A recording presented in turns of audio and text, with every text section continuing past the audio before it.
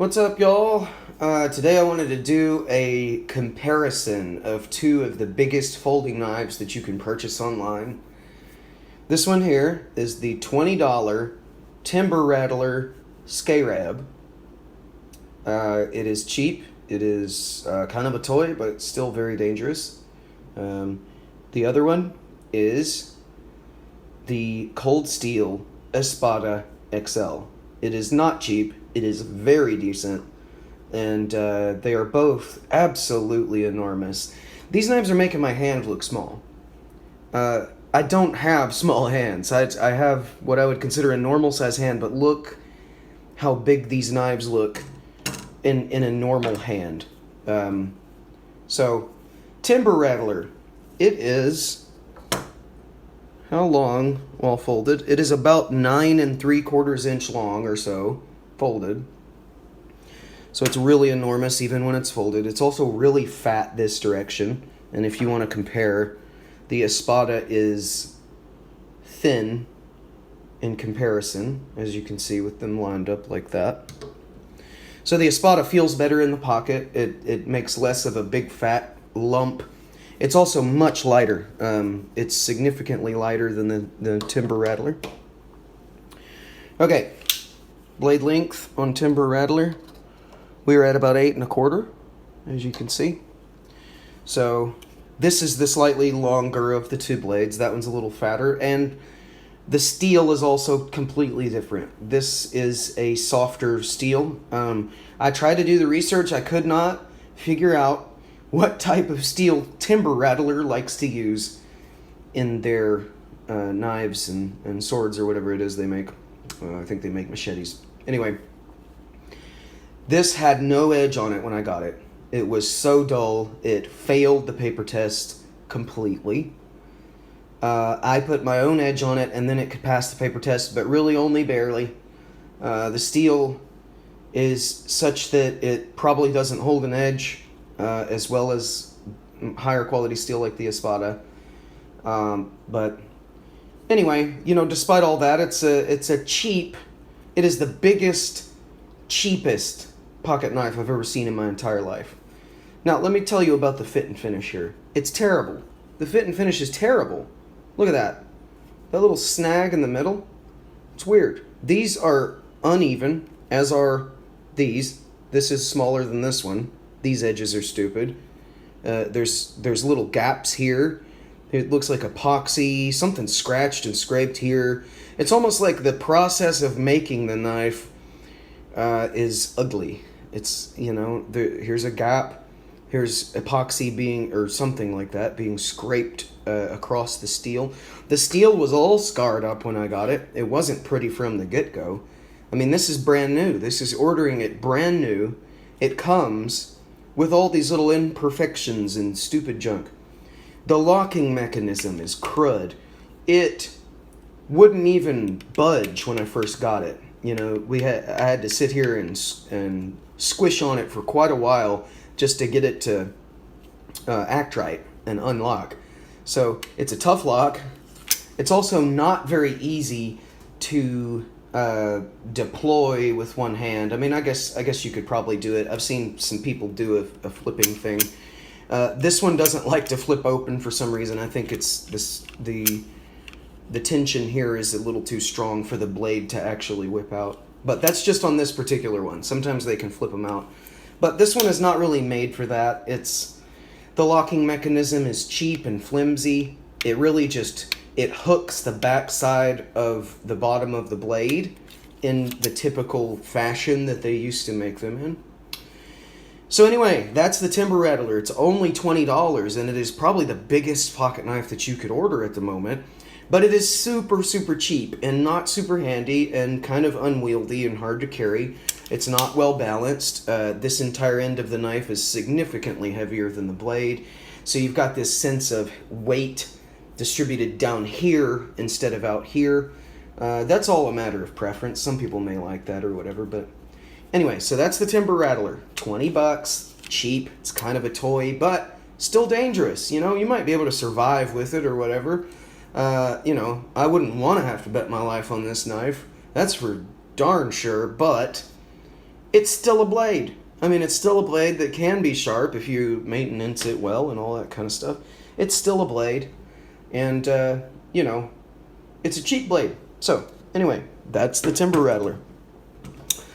The Timber Rattler is a little bit longer than the Espada overall. As you can see here, the Espada is about 17 inches long deployed. The blade's fatter and heavier, but it's only about 7.5 inches long, as you can see. Look at the fit and finish on this guy, though. Perfect. I mean, there is nothing... I'm trying to get it to focus properly, but there is nothing on this knife that looks like it was poorly made or assembled. There were no scars. There were no epoxy. You know, it's just it's a well-made, really solid thing. You get extreme reach with this thing if you grip all the way at the back. Look how far that reach is. You can also choke up for a pistol grip, or you can grip it up here, and you've even got something to bash with. I don't know what you're up to with your knives, but anyway. So yeah, it clicks out with just this great sound, see? And you can deploy it with one hand. It also deploys easily out of the pocket. What you do is you pull it out of the pocket and let this snag on the edge of your pocket, and did that poorly, but it deploys as you pull it out of the pocket, like that. It's also extremely well balanced. It balances right here. As you can see, it's balanced right there. It makes it really easy to do. I know you don't want to do tricks with your knife. There's no reason to do that kind of thing. But hey, I like to have fun, you know? So we like to play with the knife a little bit. And this is a fun one to play with. It is razor sharp, straight out of the box. It passed the paper test like a razor. Flying colors. Super sharp. Super sharp, really good steel. This is, now I admit I don't know a ton about the steels. However, this is AUS 10A, and then they've got Taiwan sitting on there. I'm going to guess some part of this product is either assembled or created in Taiwan with Australian steel. Feel free to correct me on that. Like I said, I don't know a lot about the steels, but anyway, this is a better steel. You can tell just by how the steel reacts to things. For one, the cheap steel on this Timber Rattler, you can scar this with your thumb nail. Like, there's an actual scratch on that blade now from the thumbnail. Now, that same thing absolutely does not happen when you try to do it to the Espada. That Espada is hard. I guess the tempering, it's a different type of steel, better tempered. Just it does not scar up when you just touch it with a thumbnail, you know? To me, that's like a sign of a better steel. But anyway, I know that it could just be some residue on the outside of the blade that could be buffed off or whatever, but to me it looks like a freaking scratch, okay? It just looks like it's getting scratched really easy, and for some reason, by comparison, the steel they use in this cold Steel Espada XL does not scratch. You know, like I said, it could be a finishing thing, and I don't know a lot about the steels. Anyway, let's get a conclusion on these two dudes. If what you want is a cheap $20 toy, you know, still dangerous, but you know, fits in a budget, and if what you want is a ridiculously big, weirdly big pocket knife, you know, whether that be for the novelty of it or self-defense or whatever, if you're on a budget, this is not that bad. I mean, it's cheaply made. It's a little ugly here and there. But hey, you got a sword in your pocket. Now, I wouldn't want to whack anything with this. It'll probably break. But you know how it is. I mean, you probably don't even have to use the knife to defend yourself with it. If an attacker were to see the knife, they would go, that is a big blade. I think I'll pick somebody to attack that doesn't have a massive blade on them. Anyway, $20 toy. It'll work in a pinch. It's a novelty. It's poorly made, cheap, soft steel. that's my conclusion on the Timber Rattler. I'm still enjoying it. It's still fun. It's a fun toy, but cheap. Okay? Poorly made, cheap. The Espada XL, excellently made, not cheap. They range in price from this one for about $300, or if you're like me and you are a coupon hound, I was able to get this one down to about $174 directly from their website. They also sent me a couple of freebies along with it, a couple of cool little other auxiliary knives, which I enjoyed, getting free knives.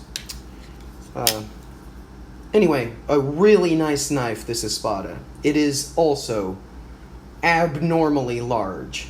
Understandably, most people would never want a pocket knife this large, but if you're into that sort of thing, the Espada XL is the way to go.